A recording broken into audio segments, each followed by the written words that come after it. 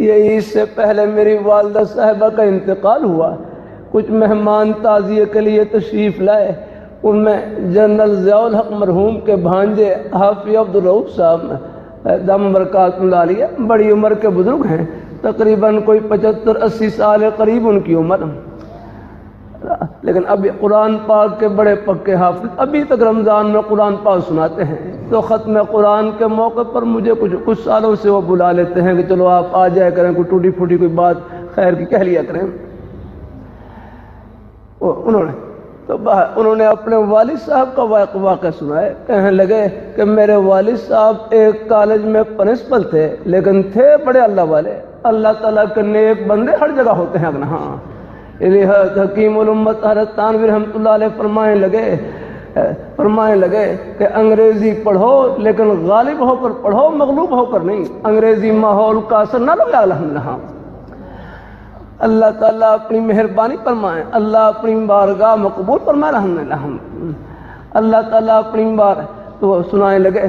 میرے، بلکہ میں پچھلے جمعے ایک جگہ پر حاضری تھی تو مجھے ایک سکول کے پرنسپل وہ کہنے لگے کہ ہمارے سکول میں ایک انگریزی کے نیک استاد ہیں، فرمانے لگے تو فرمایا ان کے پاس سکول کے بچوں کی جو بھی جماعت پڑھ کر جاتی ہے وہ 5 وقت کی نمازی بن جاتی ہے۔ ایسے ہیں وہ انگریزی کے استاد لیکن بڑے نیک ہیں، ان کی نیکی کا اثر طلباء پر ایسا ہوتا ہے کہ وہ سکول کی جماعت وہ 5 وقت کی نماز کی پابند ہو جاتی ہے۔ کوئی بچیاں پڑھتی ہیں تو بچیاں بھی اپنے سر پر چادر اور وہ نقاب لے لیتی ہیں۔ اللہ تعالیٰ ہم راستے میں ہیں، منزل نہیں راہ گزر ہے۔ اللہ رحمت اللہ علیہ کتنا پیارا جملہ فرمائے لگے، ہم دنیا میں رہنے کے لیے نہیں اور رب کو راضی کرنے کے لیے آئے ہیں، ہم دنیا میں رہنے کے لیے نہیں اللہ تعالیٰ کو خوش کرنے کے لیے آئے ہیں۔ اللہ تعالیٰ کو خوش کرنا کوئی مشکل نہیں، بڑا آسان، نماز پڑھ لی اللہ تعالیٰ خوش ہو گئے، روزہ رکھ لیا اللہ تعالیٰ خوش ہو گئے، زبان سے سچ بول لیا اللہ تعالیٰ خوش ہو گئے، قدم قدم پر اللہ نے اپنے خوشی کے بہانے چھپا رکھے ہیں۔ تو بہرحال حافظ صاحب فرمانے لگے کہ میرے والد صاحب کالج میں پرنسپل لیکن تھے بڑے اللہ والے، فرمانے لگے شروع میں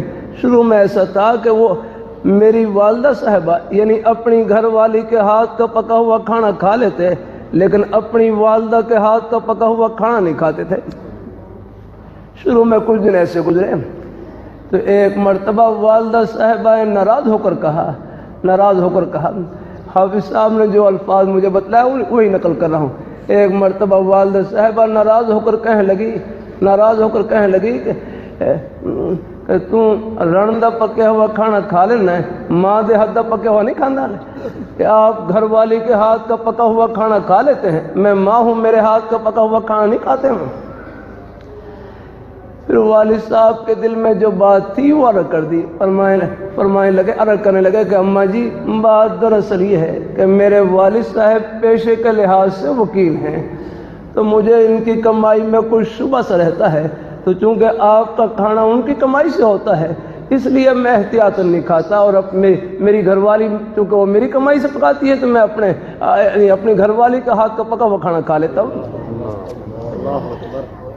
تو والدہ صاحبہ نے یہ بات ان کے والد صاحب کو بتلائی کہ تیرا پتر ہے کہہ رہے ہیں۔ تو پھر والد صاحب نے بھی عجیب جواب دیا، فرمانے لگے ٹھیک ہے میں پیشے کے لحاظ سے وکیل ہوں، لیکن آج تک میں نے کبھی کوئی جھوٹا کیس نہیں لیا، کوئی غلط قسم کا کیس نہیں لیا، اپنی حق حلال کی روزی کما کر بچوں کا پیٹ پالا ہے۔ پھر فرمانے لگے یہ میرے بیٹے میں جو تقوی کا نور ہے، نیکی کا نور، یہ بھی میری حلال کمائی کی برکت سے ہے الحمدللہ۔ تو اللہ تعالیٰ کے نیک بندے ہر جگہ ہوتے ہیں، جنہوں نے دکان میں، دفتر میں، کھیتی باڑی میں، ملازمت میں، حکومت کے ہر محکمے میں اللہ تعالیٰ کے نیک بندے ہوتے ہیں جن کی برکت سے یہ نظام قائم ہے اور رہے گا۔ تو اللہ تعالیٰ ہم سب کو قبول فرمائے۔ آخر میں پھر کر دوں ہماری زندگی کا بڑا مقصد ہم مل جل کر اللہ میاں کو خوش کریں اور راضی کریں، نماز پڑھ کر خوش کریں، روزہ رکھ کر خوش کریں، قرآن پاک کی تلاوت کر کے خوش کریں، زبان سے سچ بول کر خوش کریں، یہاں ہم خوش کریں، آخرت میں خوشیوں کے سمندر استقبال کے لیے کھڑے ہیں۔